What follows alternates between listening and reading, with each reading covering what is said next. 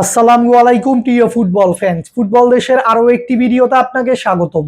2026 FIFA বিশ্বকাপের round of 16 এর ম্যাচে এবার ইউরোপের দেশ নরওয়ের বিপক্ষে মাঠে নামবে 5বারের বিশ্ব চ্যাম্পিয়ন ব্রাজিল।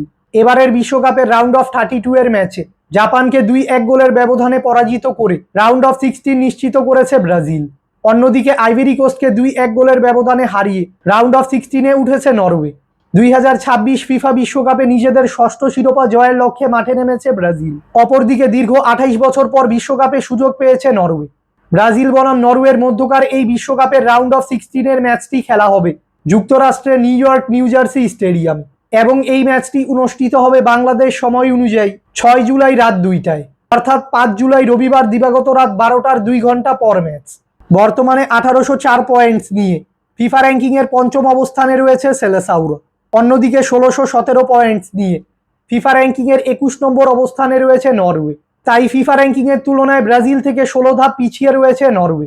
ব্রাজিল ও নরওয়ে সর্বশেষ একে অপরের মুখোমুখি হয়েছিল 1998 সালের বিশ্বকাপের গ্রুপ পর্বের একটি ম্যাচে, যেখানে নরওয়ের কাছে 2-1 গোলের ব্যবধানে হেরে মাঠ ছেড়েছিল ব্রাজিল। ব্রাজিল ও নরওয়ে ম্যাচের আগে দু দলের সাম্প্রতিক ফর্ম দেখলে দেখা যায় ব্রাজিল ফুটবল দল নিজেদের খেলা সর্বশেষ 5টি ম্যাচে 4টি ম্যাচে জয় ও একটি ম্যাচ ড্র করেছে। অন্যদিকে নরওয়ে ফুটবল দল নিজেদের খেলা শেষ 5টি ম্যাচে 3টি ম্যাচে জয়, একটিতে পরাজয় ও একটি ম্যাচ ড্র করেছে। তাই সাম্প্রতিক ফর্ম বিবেচনায়ও এ ম্যাচে নরওয়ের থেকে এগিয়ে থাকবে সেলেসাউরো। ভক্তদের ব্রাজিল ও নরওয়ের মধ্যকার এই ম্যাচটি টিভিতে সরাসরি দেখতে হলে চোখ রাখতে হবে স্ক্রিনে দেখানো এই টিভি চ্যানেলগুলোতে। নরওয়ের বিপক্ষের এই ম্যাচটিতে ইনজুরিজনিত সমস্যার কারণে ব্রাজিল দলে থাকবেন না লুকাস পাকুয়েতা। মূলত রাউন্ড অফ 16 এর এ ম্যাচের জয়ী দল কোয়ালিফাই করবে চলতি বিশ্বকাপের কোয়ার্টার ফাইনালে।